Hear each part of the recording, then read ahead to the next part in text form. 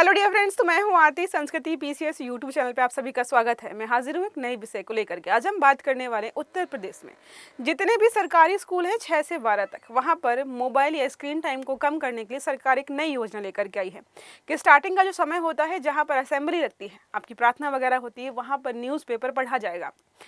तो सरकार के लिहाज से, पेरेंट्स के लिहाज से तो बहुत इंटरेस्टिंग है, बहुत बढ़िया है। लेकिन अगर आप बच्चों के मन से देखेंगे तो हमें पता है कुछ इस प्रकार के मुंह बनने वाले हैं योगी जी की तरफ देखते हुए कि अरे क्यों कर रहे हो ये। तो ये यहाँ पर योजना लेकर के आई गई है। क्यों? क्योंकि स्क्रीन टाइम बहुत ज़्यादा हो रहा है। सच में बच्चे जो है पूरे टाइम मोबाइल में लगे रहते हैं। वैसे बहाना सबसे बढ़िया यही होता है, जब भी घर वाले पूछते हैं फ़ोन में क्या कर रहे हो, क्या बोलते हैं, पढ़ाई कर रहे हैं मम्मी। तो ये जो पढ़ाई का बहाना है वो खत्म हो जाएगा, क्योंकि न्यूज़ की सारी चीज़ें आपको स्कूल में ही सुबह सुबह पढ़ाई जाएंगी न्यूज़पेपर से। अब इस योजना को लागू करने से लाभ क्या होगा? चुनौतियां भी आएंगी। कोई भी ऐसा नहीं कि योजना सरकार ने बनाई और लागू की और वो काम कर गई, ऐसा बिल्कुल नहीं होता है। उत्तर प्रदेश सरकार की मंशा क्या है इसके पीछे, ये समझेंगे। तो क्लास को आगे बढ़ाओ, पहले बात कर लेते हैं न्यू ईयर का स्पेशल ऑफर। भाई 5 दिन ही बचे हुए हैं, आज तो क्रिसमस है, तो आप सभी को जो है मैरी क्रिसमस। तो ये जो ऑफर है न्यू ईयर का वो 3 जनवरी 2026 तक चलने वाला है। दोनों ही ऑफर हैं, ऑफलाइन बैचेस के लिए भी, ऑनलाइन बैचेस के लिए। ऑफलाइन हमारे दिल्ली और प्रयागराज में आपको दोनों को देखने को मिल जाएंगे। ऑफलाइन बैचेस में आपको 20% डिस्काउंट। अगर आप मार्केट में जाकर देखेंगे तो ऑफलाइन बेसिस में बिल्कुल डिस्काउंट नहीं होता है, ऑनलाइन में सब लोग प्रोवाइड कर देते हैं। तो ऑनलाइन में आपको जो है अप टू 75% डिस्काउंट तो है ही, साथ में आपको जो है 10% का एडिशनल डिस्काउंट दिया जा रहा है। नंबर दिया है 9555124124, या फिर आप विजिट कर सकते हो sanskritIAS.com की वेबसाइट पर। आते हैं टॉपिक पर वापस। हम बात कर रहे थे चर्चा में क्यों है। उत्तर प्रदेश सरकार ने बच्चों का स्क्रीन टाइम कम करने के लिए क्या किया है, स्कूल में प्रार्थना सभा के बाद बोला है कि अनिवार्य है भाई, पेपर पढ़ना पड़ेगा बच्चों को, यहाँ पर मोबाइल स्क्रीन टाइम कम होगा।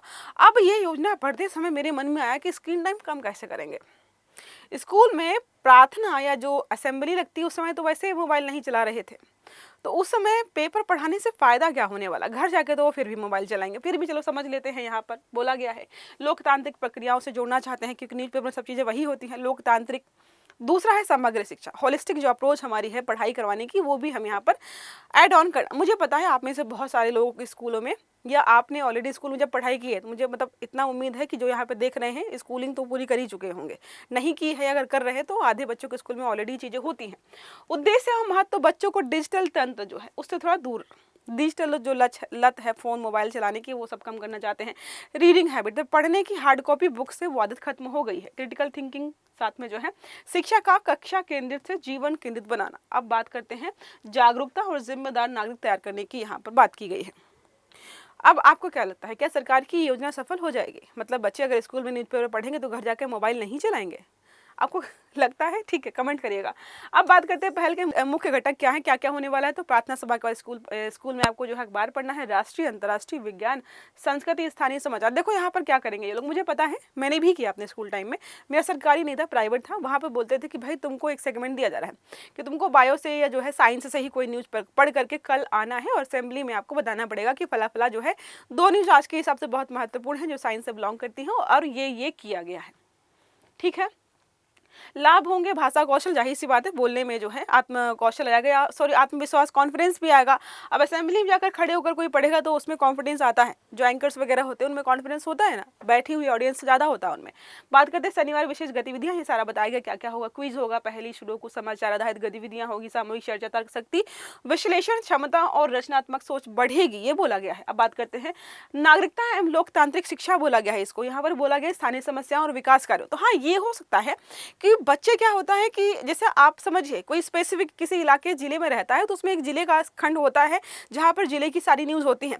अब सब नहीं पढ़ेंगे, लेकिन जो पढ़ करके वहाँ पर सुनाएगा, बताएगा तो हमारे जिले में कहाँ पे क्या हो रहा है, तो उनको क्या होगा, अपने आस पड़ोस की चीज़ों के बारे में जानकारी मिलेगी। मीडिया की भूमिका की यहाँ पर जानकारी होगी, लोकतांत्रिक मूल्यों का ज्ञान होगा। जब उनको पता चलेगा फला फला जगह एक अधिकारी ने ऐसा किया, या फिर जो है किसी व्यक्ति ने ऐसा किया तो उसके खिलाफ ये कार्यवाही हुई, तो वहाँ पे बच्चों को पता चलेगा अच्छा हमारे यहाँ पर ये नियम कानून है, तो जागरूकता थोड़ी सी बढ़ सकती है।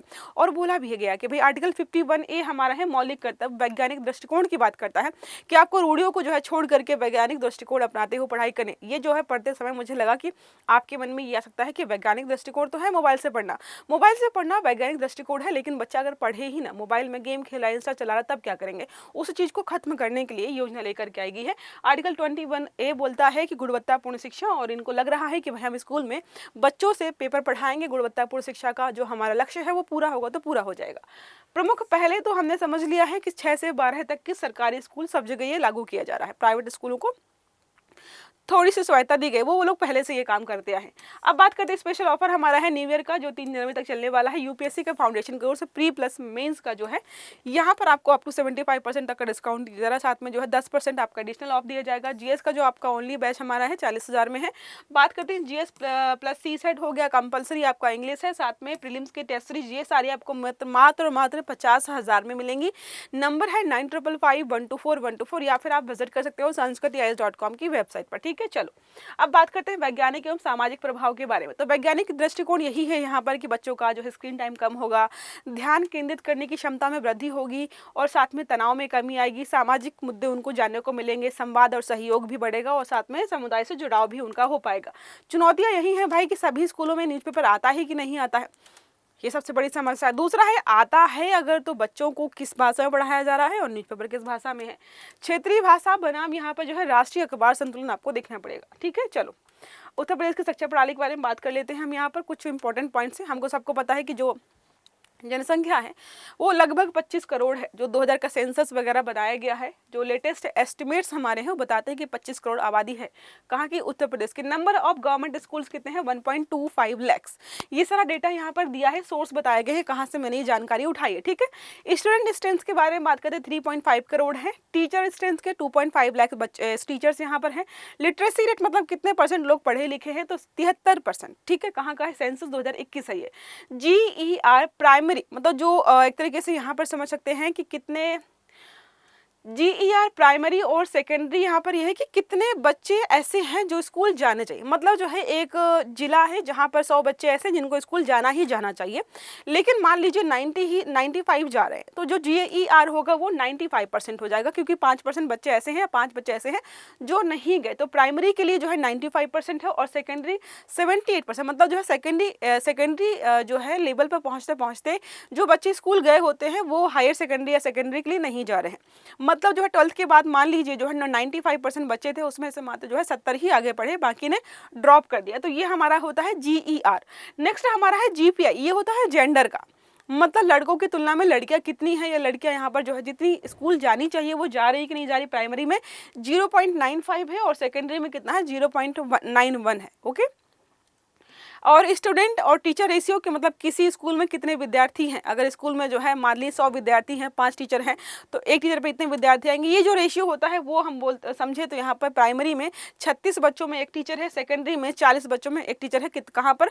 उत्तर प्रदेश में। स्कीम्स के बारे में बात करते हैं, समग्र शिक्षा हो गया, राइट टू एजुकेशन हो गया, डिजिटल क्लासरूम्स प्रोग्राम हो गया, PM ई विद्या, ये सारे प्रोग्राम जो है लगातार उत्तर प्रदेश में चलाए जा रहे हैं। कुछ राज्य सरकार के हैं, कुछ राज्य सरकार केंद्र सरकारों के साथ मिलकर चला रही है। प्रश्न हमारा इस पहल का संविधान से कौन सा संबंध है? कौन सा आर्टिकल बताया था मैंने आपको? विकल्प है आर्टिकल 370, आर्टिकल 21A और 51A, और आर्टिकल 356, आर्टिकल 19। तो सही आंसर आपको देना है कमेंट बॉक्स में। अगर आर्टिकल समझ में आया है, वीडियो अच्छा लगा है तो लाइक करना है, चैनल को सब्सक्राइब करना है, बेल आइकन भी दबाना, ताकि जितने भी इस प्रकार के आर्टिकल्स हैं वो सारे आपको समय पर मिलते रहें। तो अच्छे से पढ़िएगा। Have a good day. Thank you.